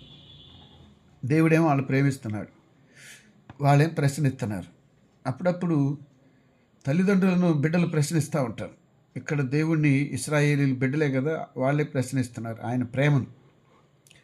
ఇది మలాకి గ్రంథం 1వ అధ్యాయం 1-2 వచనాల్లో ప్రస్తావించబడింది. నేను చదువుతున్నాను, మీరు కూడా చూడండి. మలాకి గ్రంథం తీసి, ఇశ్రాయేలు గురించి మలాకి ద్వారా పలుకబడిన యెహోవా సెలవిచ్చినదేనగా, నేను మీ ఎడల ప్రేమ చూపి ఉన్నాను. అయితే మీరు ఏ విషయంలో నీవు మా ఎడల ప్రేమ చూపి ఉన్నావు? ఏషోవు యాకోబుకు అన్నగాడా? అయితే నేను యాకోబును ప్రేమించింది. ఇది వాళ్ళకు గుర్తులేదు. వాస్తవంగా ఆ పెద్ద కుమారుడు హక్కుదారుడు అవుతాడు యూదామత సంప్రదాయాలు. యాకోబు ప్రాముఖ్యంగా స్థానంకి రావాలంటే ఏసేవుని దేవుడు పక్కకు పెట్టేశాడు. మీరు పాత నిబంధన దగ్గర నుండి చూడండి, ఆదాము అవ్వమ్మలో ఒకరు దేవునికి అనుకూలంగా ఉన్నారు, ఆదాము అవ్వమ్మ లేదు, వద్దన్న పనిచేసింది. ఇక రెండవ విషయంలో మన ఈ కయ్యను హేబేలు విషయంలో కయ్యనే మొదట ఆదికాండం 4వ అధ్యాయం, కయ్యను దేవునికి విరోధి. మరియు ఇస్మాయేలు ఇస్సాకు సంతానంలో బైబిల్ ప్రకారం ఇస్మాయేలు దేవుడు కోరుకోలేదు, ఇస్సాకునే కోరుకున్నాడు. ఇస్సాకుకి ఇచ్చిన 2 బిడ్డల్లో ఏసేవు యాకోబు. దేవుడు యాకోబుని అంటే చిన్నవాడు కోరుకున్నాడు అనేది కాదు, దేవుని ఇష్టం. దేవుని పనికి ఎవరిని ఎలా నిర్ణయించుకోవాలో ఎలా వినియోగించుకోవాలో ఆయన ఇష్టం, మన ఇష్టం ఏమి ఉండదు. కాబట్టి వీళ్ళు నా ప్రేమ వాళ్ళకి అర్థం కావట్లేదనేది దేవుడు చెప్పేది. మీరు గమనిస్తే లూకాసు వార్త 15వ అధ్యాయంలో తప్పిపోయిన కుమారుడు కథలో తండ్రి ప్రేమ అర్థం కాదు. అంతకంటే మంచి ప్రేమ ఉందనుకొని తండ్రి దగ్గర ఆస్తి అడిగి దీన్ని తీసుకుని వెళ్ళిపోతాడు, వెళ్ళి నాశనం అవుతాడు. నాశనం అయి తిరిగి రావాలనుకుంటాడు. తిరిగి వచ్చినప్పుడు తండ్రి ప్రేమిస్తాడు. కొన్నిసార్లు కొంతమంది ప్రేమ జనాలకు అర్థం కాదు. దేవుడి ప్రేమ కూడా మానవులు అర్థం చేసుకోవట్లేదు. ప్రభునందు ప్రియమైన దేవుని బిడ్డలారా, ఇక్కడ ఈ మలాకీ గ్రంథంలో నేను ఏశావును ద్వేషించి యాకోబును పేర్కొన్నాను కంటే ఏ విషయంలో ప్రేమించావు అంటున్నారు. మొదటి 2 వచ్చాయి. ఇక చెప్పాక మలాకీ గ్రంథంలో స్థూలంగా 7 ప్రశ్నలు దేవుడు వాళ్ళకి వేశాడు. ఈ ప్రశ్నలు మనకు కూడా వర్తిస్తాయి. కాబట్టి కొన్నిసార్లు భర్త ప్రేమ కంటే పరపురుషుడి ప్రేమ కొంతమందికి ఎక్కువైంది, భార్య ప్రేమ కంటే పరస్త్రీ, దేవుని ప్రేమ కంటే దెయ్యం ప్రేమ కొంతమందికి ఇష్టమైంది. కాబట్టి దేవుడు మన కోసం ఎంతగా ప్రేమించి శిలువలో త్యాగం చేశాడో ఆ శిలువను అర్థం చేసుకున్నవాడేమో ఆ అర్థవంతంగా జీవిస్తాడు, ఆశీర్వదించబడతాడు. ఇక రెండవది, ఇశ్రాయేలీలు దేవుని ఎడల నిర్లక్ష్యంగా ఉంటున్నారు, యాకోబు సంతానం. ఇప్పుడు ఈ లోకంలో ఆనాడు యాకోబు సంతాన్ని దేవుడు ప్రత్యేకపరుచుకున్నాడు. ఈనాడు యేసు రక్తంలో కడగబడి పరిశుద్ధపరచబడిన వారు నిబంధన ప్రజలుగా ఉన్నారు. అంటే లోకంలో ఉన్న లోకస్తులు లాంటి వాళ్ళం కాదు, దేవుని కొరకు ప్రత్యేకించబడిన జనాంగం మనం. ఆ ప్రత్యేకత, ఆ పవిత్రత నిలబెట్టుకోవలసిన పూచి మంది, బాధ్యత మంది. తన పరిశుద్ధతను కోల్పోయి పవిత్ర జీవితాన్ని కోల్పోయిన తర్వాత దేవుని పనికి మనం పనికిరాం, ప్రయోజనకరమైన పాత్రగా ఉండం, కారు ద్రాక్షలు కాస్తూ ఉంటాం. కాబట్టి వాళ్ళు యూదులు దేవుని పట్ల నిర్లక్ష్యంగా ఉండటం. అది మలాకీ గ్రంథం 1వ అధ్యాయం 6 నుండి 9 వచనాల్లో ఈ విషయాలు ఉంటాయి. కుమారుడు తన తండ్రిని గనపరచును కదా, దాసుడు తన యజమాని గనపరచును కదా, నా నామం నిర్లక్ష్య పెట్టి యాజకులారా, నేను తండ్రినైతే నాకు రావాల్సిన ఘనత ఏమాయను, నేను యజమానుడినైతే నాకు భయపడి వారు ఎక్కడున్నారు. అంటే ఆనాడు యాజకులకి దేవుడు వేస్తున్న ప్రశ్నలు ఏంటంటే, నన్ను మీరు గనపరచట్లేదు, నిర్లక్ష్యంగా ఉంటున్నారు. ప్రభునందు ప్రియమైన వాళ్ళారా, దేవుడు గనపరచబడవలసిన వాడు, పూజింపబడవలసిన వాడు, ప్రార్థింపబడవలసిన వాడు. దేవుని స్థానం మన జీవితంలో మొదటిదై ఉండాలి. దినములో మొదటి భాగం, పంటలో మొదటి భాగం, బిడ్డల్లో మొదటి భాగం, ఏది ఇచ్చినా మొదటి దేవుడికి. దానిని మోషే గారు ఇంకొంచెం వివరంగా చెబుతాడు. 6వ అధ్యాయం 6 నుండి 9 వచనాలు 4 నేను అనుకుంటా. నీ పూర్ణ దయంతో, నీ పూర్ణ ఆత్మతో, నీ పూర్ణ శక్తితో నీ దేవుడైన యెహోవాను సేవించాలని. కాబట్టి దేవుని స్థానం మొదటిది. ఆ పని ఈ యూదుల సేవకులు నిర్లక్ష్యంగా చేస్తున్నారు. నిర్లక్ష్యం. ఇక్కడ గట్టిగా మాట్లాడతాడు 6వ వచనంలో, నేను తండ్రిని కదా, ఏంది గనపరచరు, మీరు దాసులు కదా, గనపరచాలి కదా, తండ్రిని అయితే నాకు రావాల్సిన ఘనత ఏమాయను అంటూ, నా బలిపీఠం మీద అపవిత్రమైన భోజనం మీరు అర్పించుదురు. అపవిత్రమని మీరు యెహోవా భోజన బల నీచంగా ఎంచుతున్నారు. మనకి క్రొత్త నిబంధనలో ప్రభురాత్రి భోజనం సంస్కారం అయోగ్యంగా తీసుకోకూడదు. దాన్ని మరి పౌలు గారు చెబుతాడు. ఎవడు అయోగ్యంగా తీసుకుంటాడు, నిర్లక్ష్యంగా దేవుడికి వాడి లెక్క అప్పచెప్పుకోవాల్సి వస్తుంది. మీరు కొరింథీయులకు రాసిన మొదటి పత్రిక 11వ అధ్యాయం 27వ వచనం 27. కాబట్టి ఎవడు అయోగ్యముగా ప్రభు యొక్క రొట్టెను తినును లేక ఆయన ప్రార్థనలు తాను వాడు ప్రభు శరీరం గురించి రక్తమును గురించి అపరాధ్యం. రేపు దేవుడు లెక్క అడుగుతాడు. మనం ఒకవైపు రొట్టె ద్రాక్షారసం తీసుకుంటూ ఈ దేహాన్ని ఇష్టం వచ్చినట్టు వాడకూడదు. ఇది దేవుని మహిమ కొరకే వాడాలి, దేవుని చిత్తం జరిగించడానికే వాడాలి. కాబట్టి ఈ మలాకీ గ్రంథంలో దేవుడు సేవకులు అడుగుతున్నాడు. ఏమిటి అంటే, దేవుని మందిరంలో దేవుని సేవకు గుడ్డి వాటిని కూడా అర్పిస్తున్నారు. 8వ వచనం, గుడ్డి దాన్ని తీసుకొని బలిగా అర్పించటం. అవునా? రోగం కలిగిన దాన్ని యెహోవా అడుగుతున్నాడు. దేవుడు మనకు కటాక్ష చూపినట్లు ఆయన శాంతిపరచుడి. ప్రభునందు ప్రియమైన దేవుని బిడ్డలారు, దేవుని పని నిర్లక్ష్యంగా చేయకూడదు. మీరు యోహాను సువార్త 2వ అధ్యాయం 11 వచనాల్లో గలిలయలోని కానా వివాహం ఉంటుంది. 12 నుండి కింద వచనాల్లో ఆలయాన్ని యేసు ప్రభు శుద్ధి చేస్తాడు. ఎందుకు? ఆ రోజుల్లో ఆలయం దొంగల గుహగా మారింది. అందరు దొంగలే చేరారు అక్కడ బలులు అర్పించే దానిలో ఒక డాక్టర్ ఉంటాడు. ఆ జంతువుని పరీక్షించి ఆరోగ్యంగా బాగుంటేనే బలి అర్పించాలి. చచ్చిపోయే స్థితిలో ఉంది, వ్యాధిగ్రహంతో ఉన్నది, బాగా ఉన్నదాన్ని దేవుడికి అర్పించకూడదు. మీరు ఆదికాండం 4వ అధ్యాయంలో ఎవరు హేబేలు మందలో ది బెస్ట్ ఏదో చూసి దాన్ని ఇస్తాడు దేవుడికి. మందంతట్లో కొవ్విన దాన్ని, ఆరోగ్యంగా ఉన్న దాన్ని ఇస్తాడు. మనకు కూడా దేవుడు అన్ని శ్రేష్టమైన ఇస్తాడు, నమ్మకంగా శ్రద్ధగా ఉన్నవాడు. ప్రభునందు ప్రియమైన వాళ్ళారా, ఈ 2వ ప్రశ్న ఏంటంటే, మీరు నా ఎడల నిర్లక్ష్యంగా ఉంటున్నారు. దానిలో యాజకులు సేవ ఎంత ప్రయోజనం నాకు తెలిసి అంత ప్రమాదం. ప్రయోజనం ఎప్పుడు? నమ్మకంగా, శ్రద్ధగా, నీతిగా, యథార్థంగా ఉన్నప్పుడు. ప్రమాదం ఎప్పుడంటే నామకార్థంగా ఉన్నప్పుడు, వేషధారణతో ఉన్నప్పుడు. మీరు పాత నిబంధనలో లేవియాకాండం 10వ అధ్యాయం నుండి చూస్తే అహరోను పిల్లలు చంపబడ్డారు. 2 ఏలి పిల్లలు కూడా చంపబడ్డారు. 1 సమూయేలు గ్రంథం 4వ అధ్యాయంలో. ఇవి ఎందుకు చెబుతున్నాను అంటే, నిర్లక్ష్యంగా దేవుని దగ్గర ఉండకూడదు. మన దేహం పరిశుద్ధమై మనము పవిత్రంగా జీవించాలి. దేవుడి సేవ అపవిత్రంగా నిర్లక్ష్యంగా చేసినప్పుడు దాని ఫలితం మనమే పొందుతాం. దేవుని కోపం, తీర్పు ఎవడు తప్పించుకోలేడు. ప్రభునందు ప్రియమైన దేవుని బిడ్డలారా, ఈ మలాకి గ్రంథంలో దేవుడు వేసిన 2వ ప్రశ్న. ఇక 3వది, యూదులు అపవిత్రమైన ఆరాధన విధానం. అపవిత్రంగా ఉంది వాళ్ళ ఆరాధన, పరిశుద్ధంగా లేదు. దేవుడు దాన్ని ఒప్పుకోవట్లేదు. ప్రభునందు ప్రియమైన 1వ అధ్యాయం 10వ వచనం నుండి చూడండి. మీలో ఒకడు నా బలిపీఠం మీద నిరర్ధకంగా అగ్ని రాజబెట్టుకున్నట్లు నా పందిరపు వాక్యలను ముయ్యవాడొకడును మీలో ఉండిన ఎడల మేలు. మీ యందు నాకు ఇష్టం లేదు. అసలు మీతో నాకు ఇష్టం లేదు. మీ చేత నేను మీ నైవేద్యాన్ని అంగీకరించనని మీరిచ్చే నైవేద్య అర్పణ నాకు ఇష్టం లేదనుకుంటాం. మనమేమనుకుంటామంటే దేవుణ్ణి ఎలా శాంతిపరచాలి. మీకా గ్రంథం 6వ అధ్యాయం 6 నుండి 8 వచనాల్లో ఏడాది దూడన, వేల కొలది పొట్టేళ్ళన, వేలాది నదులంతా విస్తారత ఇవి తీసుకొచ్చి దేవుడు సంతోషపడతాడంటే ఇవేమి నాకు ఇష్టం లేదంట అని నువ్వు న్యాయంగా ఉండంట. అంటే నీతిగా, యథార్థంగా ఉండమని.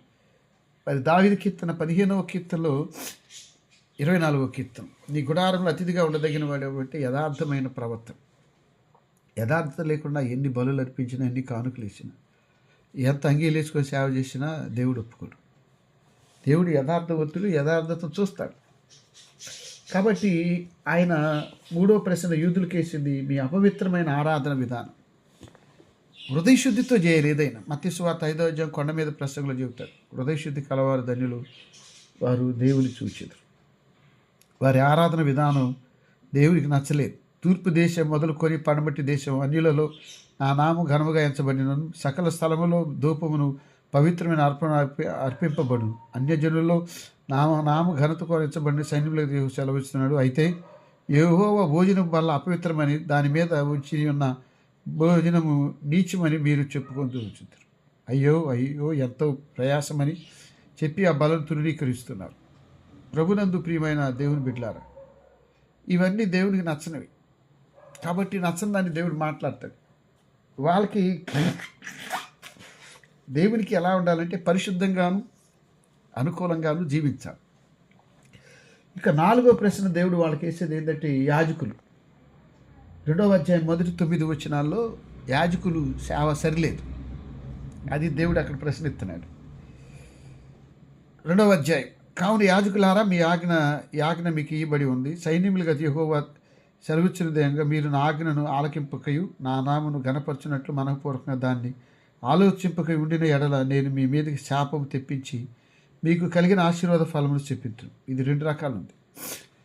ఒకటి సేవే ఆశీర్వాదం, తీసేయటం. రెండవది బిడ్డలు, తల్లిదండ్రుల తర్వాత బిడ్డలే ఆశీర్వాదం. కాబట్టి దేవుడు తల్లిదండ్రుల పాపాన్ని బిడ్డల మీద కూడా మోపుతున్నాడు. అఫ్కోర్స్ కొంతమంది తల్లిదండ్రులు, కొంతమంది ఏంటంటే పిల్లలకి ఏమైనా ఎవరికి ఏమైనా వాళ్ళ మార్గం మార్చుకోరు, వాళ్ళ ఆలోచన నిర్ణయాలు మార్చుకోరు. ఎవరికి ఏమైనా ఎంత కీడు జరిగినా వారు మారరు. కొంతమంది ఏంటంటే భయపడతారు, ఇగో నాకేమైనా అయిద్దో, నా పిల్లలకి ఏమైద్దో, నా భార్యకి ఏమైందో, భర్తకి ఏమైందో భయపడతారు. భయపడి పాపం చేయొద్దని బైబిల్ చెబుతుంది. బైబిల్ లేకుండా పాపం చేసిన వాళ్ళు నాశనం అయ్యారు. ఆదాము అవ్వలు కావచ్చు, కయ్యూను కావచ్చు, మరి దావీదు బెత్షెబా విషయం కావచ్చు, సొలొమోను కావచ్చు. కొంతమంది భయపడ్డవారు దీవించబడ్డారు. యోసేపు ఆదికాండం 39లో పోతిఫర్ భార్య శోధించినప్పుడు నేను యెహోవాకు విరోధంగా పాపం చేయను. కాబట్టి మనము దీవించబడేది భయం విషయంలో నీచగా, దండించబడేది భయం లేకుండా పరిశుద్ధంగా జీవించకుండా ఉంటే. కాబట్టి ఆనాటి సేవకులు దేవునికి మహిమకరంగా లేరు. సేవకుల కుటుంబాలు ఇందాకే నేను మీతో చెప్పాను, సేవ ఎంత బాగుంటుందో, ఎంత ప్రయోజనమో, ఎంత గౌరవమో. సమాజంలో జనాలు లేచి నిలబడేదాకా అధికారులు, సామాన్యులు భోజనాలు తెచ్చి కవర్లు ఇచ్చి అయ్యగారని అమ్మగారని విలువిచ్చి ఆ వ్యక్తుల ద్వారా ఎంత గణపరచబడతామో, దేవునికి నమ్మకంగా లేనప్పుడు, శ్రద్ధ లేనప్పుడు, అపవిత్రత పాలైనప్పుడు అంతగా తృణీకరించబడతాం. హేహీగా అసహ్యంగా కనపడతాం, అసహ్యంగా. కాబట్టి ప్రభునందు ప్రియమైన వాళ్ళారా, ఇక్కడ యాజకులు దేవుని నామాన్ని చాలా నిర్లక్ష్యంగా చూస్తున్నారు. నా ఆజ్ఞను ఆలకింపయు నా నామను గనపరచిన మనఃపూర్వకంగా దానిని ఆలోచింపకుండా నేను మీ మీదకి శాపం తెప్పించి మీకు కలిగిన ఆశీర్వాదాన్ని చెప్పిస్తానంటున్నాడు. ఆశీర్వాదం ఉంది కానీ తీసేస్తానంటున్నాడు, చెప్పిస్తాను. కాబట్టి మన పాపం ఎంత తీర్పుని తెచ్చిపెడుతుందో. కొంతమంది భయపడి మారతారు, కొంతమంది ఎన్ని పరిస్థితులు ఎలా ఉన్నా వారు మారరు. వాళ్ళ ఆశీర్వాదం వాళ్ళ మీద తెచ్చుకుంటారు. ప్రభునందు ప్రియమైన దేవుని బిడ్డలారా, ఇది 4వ ప్రశ్న. దేవుని కోపం రావటానికి వాళ్ళ నిర్లక్ష్య ధోరణితో కూడిన ఆరాధన. ఇక్కడ 6వ వచనం, సత్యము గల ధర్మశాస్త్రమును బోధించు దుర్బోధన ఏమాత్రం చేయక సమాధానమును బట్టి చెడ్డబోధ చేయకూడదు. యథార్థను బట్టి నడుచుకుని వారై దోషము నుండి అనేకులను తిప్పిరి. యాజకులు సైన్యములకు అధిపతి యెహోవాకు దూతలు. ఇప్పుడు 3వ దూత ఎవరంటే సేవకులు. 1 బాప్తిస్మిచ్చే యోహాను, 2 నిబంధన దూత యేసు ప్రభు, 3 ఎవరంటే సేవకులు. ప్రపంచానికి సువార్త అందించి అనేకులు ప్రభు దగ్గరికి నడిపి ప్రభు బిడ్డలుగా మార్చేది సేవకులు. కాబట్టి సేవకుల యొక్క ధన్యత ఏంటంటే ఆయన దూతలు. సేవకులు ఆయన దూతలు. ఇది కూడా నిబద్ధత ఉన్నవారు, దేవుని కొరకు సేవ కొరకు నిబద్ధతతో నిలబడేవారే ఆయనకు దూతలు అవుతారు. ఇక 5వది, ప్రజలు దేవుని నిబంధనను ఆలయాన్ని అపవిత్రపరచడం. ఇది కూడా దేవుడు ప్రశ్నిస్తున్నాడు. అలాగే గ్రంథం 2వ అధ్యాయం 10 నుండి 12 వరకు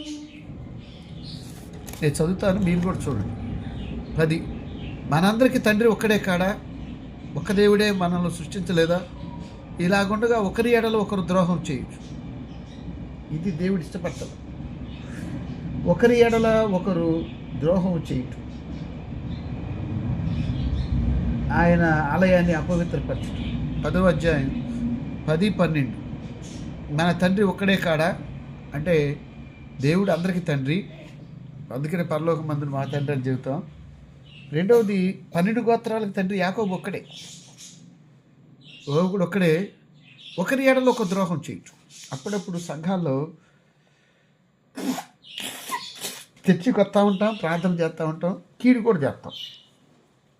ఇట్ట మనసుని బిగబట్టుకో, తప్పు చేయకూడదని. ఒకరి ఏడలో ఒకరు ద్రోహం. నేను మీకు కీడు చేయటం, మీరు నాకు కీడు చేయటం, అందరు కలిసే ఉండటం, ప్రక్కకి వెళ్ళి ఒకరి మీద ఒకరు కుట్ర చేసుకోవటం, ఇవన్నీ వదిలిపెట్టాలి దేవుని బిడ్డ. ఈ క్రిస్మస్ అడ్వెంట్ కాలంలో యేసుక్రీస్తు కొరకు జీవించేవారు ప్రత్యేకమైన జనాంగంగా దేవుని బిడ్డలుగా తన పవిత్రతను యథార్థతను నిలబెట్టుకోవాలి. ఇంకేమంటున్నాడు, మరియు ప్రభునందు ప్రియమైన వాళ్ళారా, అన్య దేవతల పిల్లలు పెళ్లి చేసుకున్నది మనకు యెహోవాకు ప్రియమైన పరిశుద్ధ స్థలను అపవిత్రపరిచారు. యాకోబు సంతతి వారి డేరాల్లో నుండి వేలుపు వారిని పలుకు వారిని సైన్యాధిపతి యెహోవా నేను వారిని నిర్మూలన చేతును. కాబట్టి ప్రభునందు ప్రియమైన వాళ్ళారా,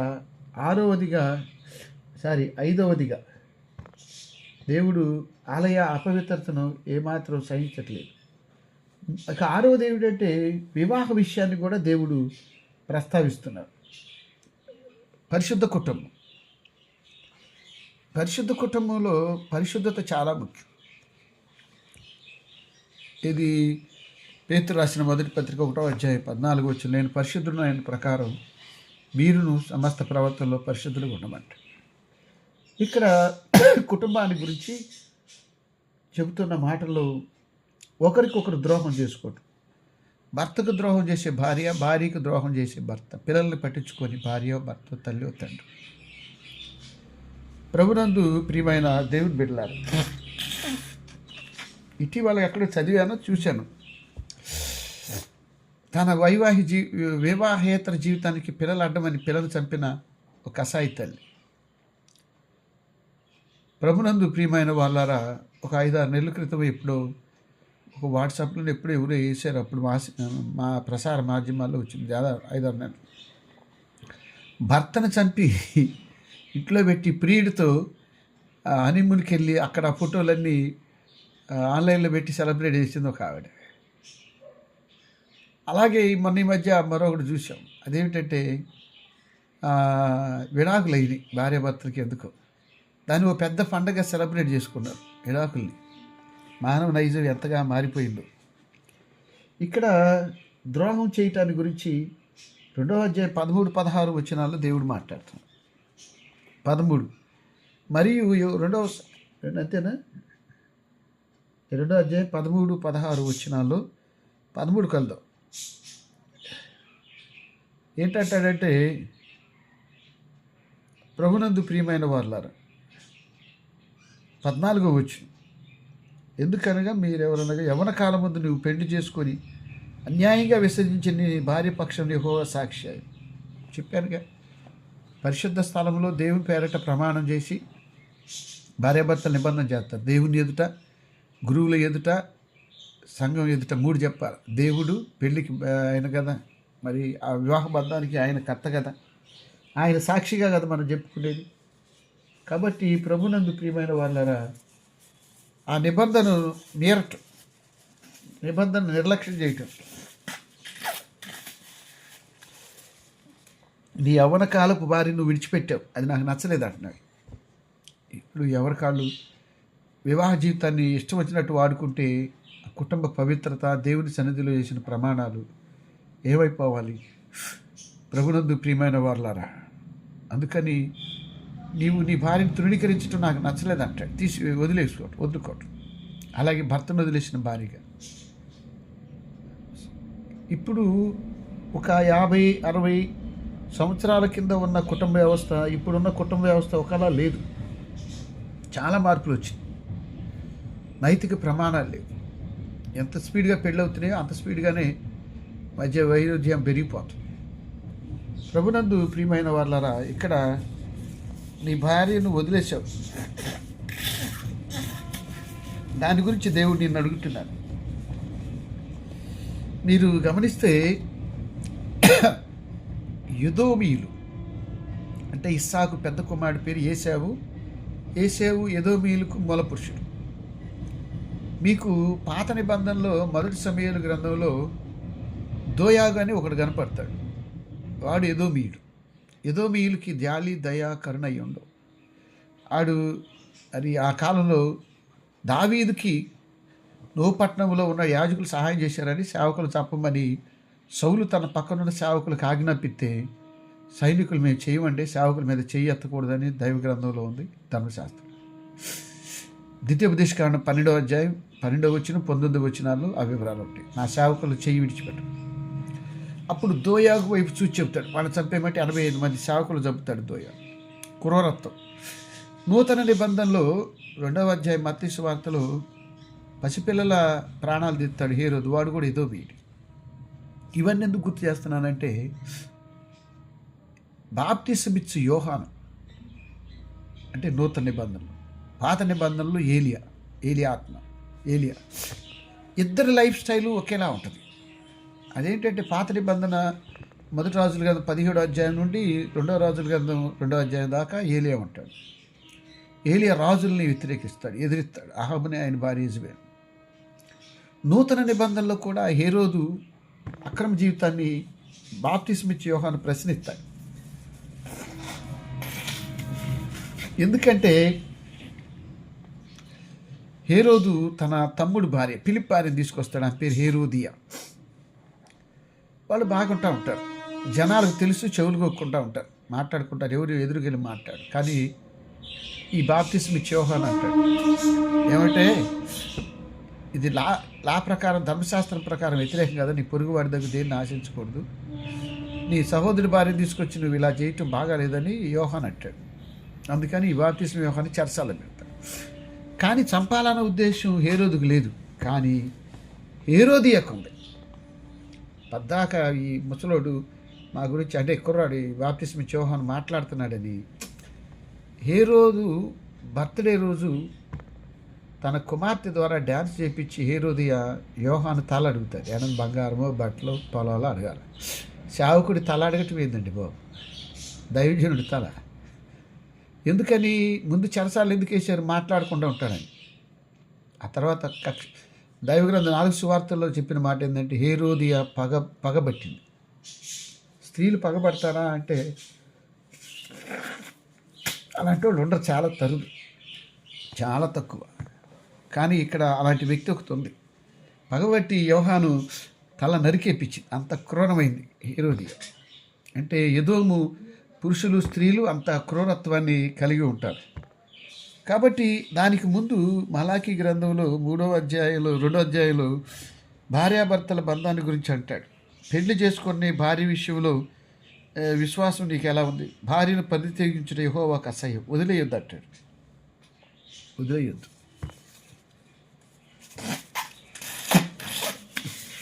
ప్రభునందు ప్రియమైన దేవుని బిడ్డలారా, ఇక్కడ ఈ మలాకీ గ్రంథంలో అది 6వ ప్రశ్న. ఇక 7వ ప్రశ్న దేవుడు వేస్తున్న ప్రశ్నలు. దేవుని దగ్గర ప్రజలు దొంగిలించటం, దేవుని దగ్గర దొంగతనాలు చేయటం. అది ఎక్కడుంది? 3వ అధ్యాయం 8-12 వచ్చింది. ఏమంటాడు? మానవుడు దేవుని వద్ద దొంగిలించునా చేయొచ్చా? ఎక్కడ దొంగతనం చేస్తున్నారు? 3వ అధ్యాయం 8-12. దేని విషయంలో మీరు మీ యొద్ద దొంగతించమని మీరందరూ 10వ భాగం దేవాలయాన్ని తీయాలి కదా. ఈ జనులందరూ నా యొద్ద దొంగిలించుకుని మీరు శాపగ్రస్తులు అవుతారు. అంటే దేవాలయముకి ప్రతి భక్తుడు ఇవ్వాల్సింది సేవకి ఉంది. నేను ఎప్పుడు సేవకి కానుకలు దశభాగాలు ఎప్పుడు చెప్పను. ఏ సంఘంలో ఎన్నాళ్ళు ఉన్నా కానీ చెప్పను. ఒకవేళ టెక్స్ట్లో వస్తే చదువుతా తప్ప పర్టికులర్గా నేను దశభాగాలు కానుకలు ఇవ్వాలి, ఇవ్వకపోతే శాపాలు వస్తాయి, ఇవ్వస్తాయి అని చెప్పను. అలాగని మనం చెబితేనే ఇస్తారనేది కాదు. కొన్నిసార్లు ఏంటంటే సేవకులు పద్దాక కానుకలు ప్రసంగం ముందు, ప్రసంగం తర్వాత, ప్రసంగం అయిన తర్వాత ఈ కానుకలు. క్రీస్తు సిలువ ఉండదు, మారు మనసు ఉండదు, పాపక్షమాపణ ఉండదు, రక్షణ ఉండదు. అలా అవసరమే లేదు. దేవుడు కాకుల ద్వారా ఏలియాను పోషించుకోలేదు. కాబట్టి ఇవ్వటం ధన్యత, గివింగ్ నేచర్ దేవుడిది. ముఖమూరి దేవదాసయ్య గారు చెబుతాడు ఏంటంటే, ఓ చక్కని కీర్తనలు చెబుతాడు. పసిడి వర్ణపు టెండ, భాగ్యధారల వాన, విరిసే గాలి, విరిసే పుష్పాలు, రసమలికే పళ్ళు, రమ్యమైన నీ ప్రేమను చూస్తున్నాయి, నెమ్మది గల ఇల్లు. ఒకవేళ భార్య భర్తలు అందరూ హ్యాపీగా ప్రేమగా ఉన్నారంటే అది కూడా దేవుడి దయ. మనం మంచివాళ్ళం అయితే ఉందని అని ఇప్పుడు అనుకోబాక. ఒకళ్ళు మంచివాళ్ళు ఉన్నా ఇంకోటి చెడ్డవాళ్ళు ఉండొచ్చు. ఒకళ్ళు మంచిగా ఉన్న అవతల వాళ్ళు మంచిగా ఉండలేకపోవచ్చు. కానీ ఇద్దరి హృదయాలు సమాధానపరచగలిగే శక్తి దేవునికే ఉంది. కాబట్టి ప్రభునందు ప్రియమైన వాళ్ళారా, ఈ దశభాగాలు దేవాలయకి ఈకపోవటాన్ని దేవుడు ప్రశ్నిస్తున్నాడు. దేవుని సేవకి ఇవ్వాలి. మీరు తర్వాత చదవమని చెప్పాను కదా, ద్వితీయోపదేశకాండం 12:12-19. ఏంటి? నా సేవకులు మీ మధ్య ఉన్నప్పుడు వారి చేయి వదిలిపెట్టొద్దు. నా సేవకులు మీ మధ్య సంతోషించాలా, కాబట్టి మీ మధ్య ఉన్న సేవకు నిర్లక్ష్యం చేయండి. ఇశ్రాయేలీల భూభాగాన్ని యెహోషువ ఎలా పంచాడంటే, యోర్దానికి యువతల 2.5 గోత్రాలు, యోర్దాన్ అవతల 9.5 గోత్రాలు, 12 గోత్రాలు. మరి ఈ లేవి గోత్రానికి కూడా ఒక చోట ఇదిగో ఈ గుంటూరు, పెదకాకాను, బాపట్లని ఇవ్వాల ఒక మొత్తానికి కలిపి ఒక చోట ఇవ్వాల. ఏం చేశాడు? రూబేను గోత్రానికి కొంతమందిని, షిమ్యోను, గాదు, నప్తాలి, ఆషేరు, యోధా, బెన్యామీన్ వీళ్ళందరికీ పంచుతాడు. పంచి ఆ ప్రాంతంలో రూబేను కొంత భాగానే వాళ్ళకి ఇవ్వాలి, బెన్యామీను కొంత ఇవ్వాలి. అలా ఇచ్చిన భూభాగంలో బెన్యామీను ప్రాంతంలో ఉన్నవాడు ఇర్మియా, అనాతోతు గ్రామం. అలాగే చావుకులకి స్థలాలు ఎవరైతే 12 గోత్రాలు, ఆ 12 గోత్రాలు ఒక్కొక్కడు ముందుకు వచ్చి ఆ గోత్రంలో కొంత భూభాగం వాళ్ళ పోషణ వాళ్ళు చూసుకోవాలి. వాళ్ళ కోసం ప్రార్థన చేయాలి. అక్కడ ఆశ్రయపురాలు ఉంటాయి, సేవ, ఈ ధర్మం ఇవన్నీ ఉంటాయి. కాబట్టి నా సేవకులు మీ మధ్య ఉన్నప్పుడు వారిని ప్రేమతో చూడండి. ద్వితీయోపదేశకాండంలో వారి చేయి వదిలిపెట్టొద్దంటారు, అస్సలు మర్చిపోవద్దంటారు. ప్రభునందు ప్రియమైన దేవుని బిడ్డలారా, కొన్నిసార్లు సేవకి రావాల్సినవి రాకుండా ఆగిపోయిన కూడా ఉన్నాయి. మీరు తర్వాత ఇప్పుడు కాదు, టైం లేదు, కానీ ఒకసారి ఆ రిఫరెన్స్ మీకు చదివి వినిపిస్తాను. యోవేలు గ్రంథంలో వ్రాయబడ్డ మాటలు 1వ అధ్యాయంలో 13వ వచనం. యాజకులారా, గోనె పట్ట కట్టుకొని అంగలార్చుడి, బలిపీఠం వద్ద పరిచర్య చేయ వాళ్ళారా రోదనం చేయుడి. నా దేవుని పరిచారకులారా, గోనె పట్ట కట్టుకొని రాత్రంతా గడుపుడి. ఎందుకంటే నైవేద్యం, పానార్పణ మా దేవుని మందిరానికి రాకుండా ఆగిపోయింది. మరి ప్రజలకి రాకుండా కరువు ఎత్తే ప్రజలు ఏం తెచ్చిస్తారు దేవాలయానికి? కాబట్టి సేవకులు ఏంటంటే సంఘ విశ్వాసుల కోసం కన్నీటి ప్రార్థన చేయాలి, రాత్రంతా ప్రార్థన చేయాల్సి వచ్చి చేయాలి, పగల చేయాల్సి వచ్చిన. కేవలం ఆదివారం కానుకల కోసమే కాదు, ప్రజల యొక్క అనుదిన ఆత్మీయ జీవితం, ఆరోగ్యం, వారి కుటుంబాల గురించి సేవకుడు రోదన చేయాలి, ప్రార్థన చేయాలి.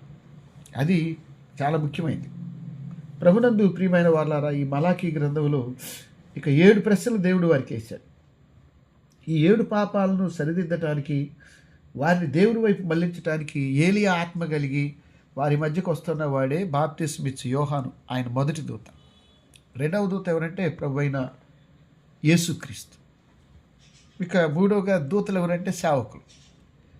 ప్రభునందు ప్రియమైన దేవుని బిడ్డలారా, దేవుని తీర్పు లేదా మార్పు. ఈరోజు మనం చదువుకున్న భాగంలో 3వ అధ్యాయం 2వ వచనంలో నా దూతను ముందుగా పంపుతున్నాను. ప్రభునందు ప్రియమైన వాళ్ళారా, జకరియా ఎలిజబెత్ కుటుంబంలో, జకరియా ఎలిజబెత్ సేవ కుటుంబం, కానీ వాళ్ళకి యోహాను ప్రవక్తగా ఉంటాడు. మరియమ్మ యోసేపు పేద కుటుంబం. ఈ కుటుంబంలో నుంచి వచ్చిన వాడు ప్రభు అయిన యేసుక్రీస్తు. ప్రభునందు ప్రియమైన వాళ్ళారా, ఈరోజు మరియా ఎలిజబెత్తుని దర్శించినప్పుడు ఆమె గర్భంలో శిశువు గంతులు వేసినట్టుగా ఆనందం, సంతోషాన్ని వ్యక్తం చేసినట్టుగా మనం ఇక్కడ గమనించగలం. వాస్తవంగా ఎలిజబెత్ వయసులో పెద్ద ఆవిడ, సేవకుని భార్య. కానీ మరియమ్మను నా ప్రభు తల్లి నా యొద్దకు వచ్చుటకే ప్రార్థించి మరియమ్మని ఎంతో గౌరవించారు, వయసుతో నిమిత్తం లేకుండా. కాబట్టి ఈ 3వ ఆదివారం మనం దేవుని ద్వారా విన్న విషయాలు కొట్టుకొని పోకుండా మనసులో పెట్టుకొని ఆయనకు తగినట్టుగా జీవించడానికి పరిశుద్ధాత్మదేవుడు తన ఆత్మసాయాన్ని మనకు దయచేయనుగాక. సమస్త జ్ఞానకం ఇచ్చిన దేవుని సమాధానం యేసుక్రీస్తు వల్ల మీకు హృదయములకు తలంపులు కావలిండునుగా. దేవా నాయందు శుద్ధ హృదయా కలుగజేయుము, నాయంతరంగములో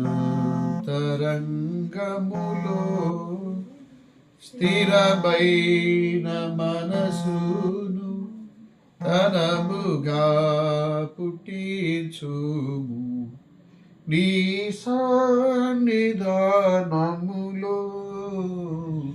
నుండి నన్ను త్రోసివేయకుము, నీ పరిశుద్ధాత్మను నా యొద్ద నుండి తీసివేయకుము, నీ రక్షణానందము నాకు మారాల పుట్టించుము, సమాధి గల మనసును కాలుగజేసి నన్ను దృఢపరచుము. దయచేసి అందరూ కూర్చోనండి. చివరి ప్రార్థన ఆశీర్వాదంతో సెలవు తీసుకుందాం. దయచేసి అందరూ కూడా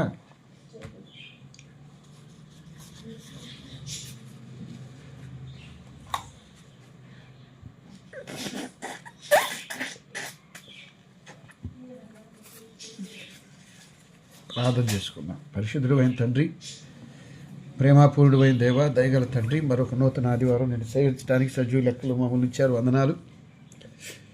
ఈ ఆదివారపు ఆరాధనలో పాల్గొన్న బిడ్డలందరినీ దర్శించండి. దైవగ్రంథం చదివినవారు దయగల మా తండ్రి, మరి ఇశ్రాయేలీలు మరి మలాకి గ్రంథం ద్వారా 7 ప్రశ్నలు వారికి వేశారు. ఈ ప్రశ్నలు మాకు కూడా వర్తిస్తాయి నాయన. మా విశ్వాస జీవితాన్ని నమ్మకంగా శ్రద్ధగా కొనసాగటానికి కృప దయచేయండి. ఈ క్రిస్మస్ మరి ప్రపంచమంతా భాషలు, ప్రాంతాలకి ఆయన సంస్కృతులు, సంప్రదాయాలు దాటి ప్రపంచమంతా జరుపుకునే పండుగ. మరి ఇప్పటికీ నైజీరియాలో హింస, మరి ఇంకా అనేక ముస్లిం దేశాలు, బౌద్ధ దేశాలు, కమ్యూనిస్ట్ ప్రాంతాల్లో సువార్త నిషేధం, అలాగే తండ్రి ఉత్తర కొరియాలో నిషేధం, ఆయన ఇక్కడ ఆఫ్ఘనిస్తాన్లో హింస, భారతదేశంలో తోమా, జిగిన్బా ఫ్లూచ్, ఫాదర్ హైర్, విలియం కెనీ అందరూ వచ్చారు, రామ్స్టీన్, ఉత్తరప్రదేశ్, మధ్యప్రదేశ్, మహారాష్ట్ర, ఛత్తీస్గఢ్ అనేక ప్రాంతాల్లో, మణిపూర్ పెద్ద గాయాలు, ఒరిస్సా, ఇవన్నీ మీరు చూస్తున్నారు. ఆయన నీ సేవకులకు శక్తినివ్వండి. శ్రమలో పనిచేసేవారు, నమ్మకంగా పనిచేసేవారు, హింసల్లో పనిచేసేవారికి తోడుగా ఉండండి. ఈ రాత్రి వేళ మరి క్రీస్తు కుటుంబాన్ని మీరు దర్శించి దీవించండి. దానిలో పాల్గొన్న ప్రతి బిడ్డను మీరు దీవించండి. ఆయన రాలేకపోయిన వారు తిరిగి కలుసుకోవడానికి కృప దయచేయండి. మేము పనిచేస్తున్న ఫాదర్ హైయర్ లూథరన్ సంఘం, బాపట్ల క్రైస్ట్ నగర్ సంఘ కుటుంబాలు, సంఘ పెద్దలు, వారి కుటుంబాలు, సండే స్కూల్ బిడ్డలు, స్త్రీల సమాజం, యవనస్తులు, మరి ఈరోజు సీనియర్ సిటిజన్ క్రిస్మస్ జరిగింది, మరి క్యారెట్లు పూర్తయ్యాయి. ఇంకా జరగని కార్యక్రమాలన్నీ నీ సన్నిధిలో పెడుతున్నాం.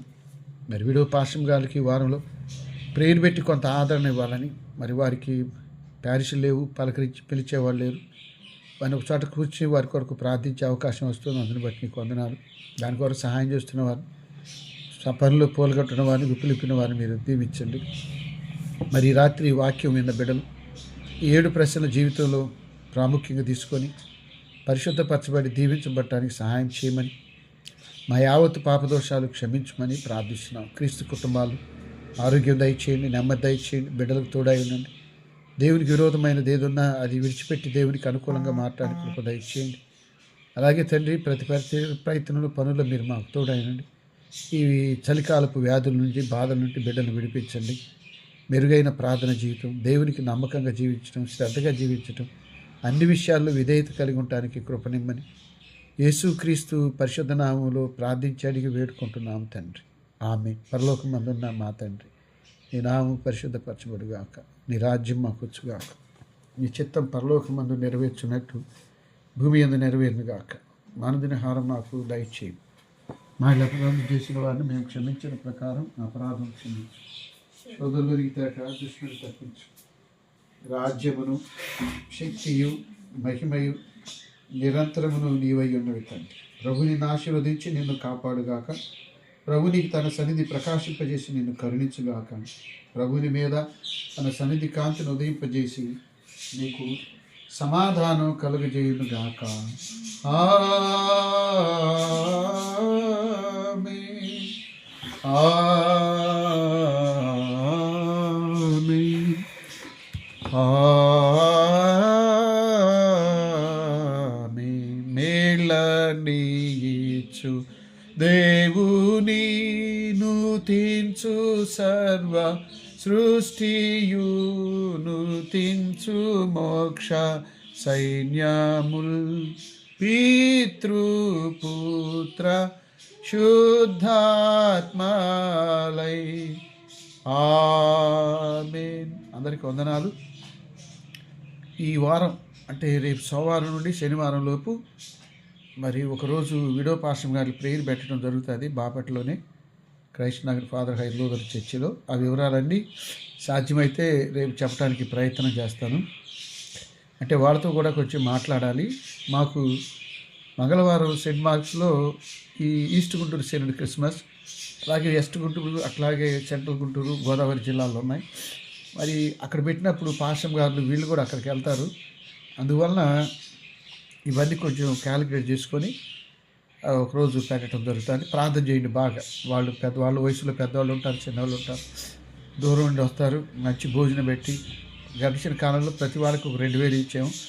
దానిలో హెచ్ఐవి ఎఫెక్ట్ అయిన పిల్లలు, తల్లిదండ్రులు చచ్చిపోయిన వాళ్ళు, వాళ్ళకు కూడా హెచ్ఐవి ఉంది బాడీలో. ఆ పిల్లలు, జనాన పుత్రులు, విడో పాశం గారు, మీరు కూడా తప్పనిసరిగా రావడానికి ప్రయత్నం చేయండి. ఈ వివరాలన్నీ మీకు తప్పనిసరిగా చెప్పడం జరుగుతుంది. మీ అందరికీ వందనాలు. కొంచెం బాగా జలుబుగా ఉంది. మొన్నటిదాకా క్యారల్స్ తిరిగారు కదా 3 రోజులు. దాంతోపాటు కొంచెం ఈ దోసకాయ పచ్చడి తిన్నాం 2 రోజుల క్రితం అనుకుంటా. అది బాగా మంటగా ఉందని చెప్పి స్వీట్స్ తిన్నాం. 2 తప్పే, దోసకాయ తప్పే, మంట తగ్గిద్దని స్వీట్స్ తిన్నాం. అది ఇది కలిపి మరీ ఎక్కువైంది. మీ ప్రార్థనలో గుర్తు చేసుకోండి. అందరికీ వందనాలు. సెలవు.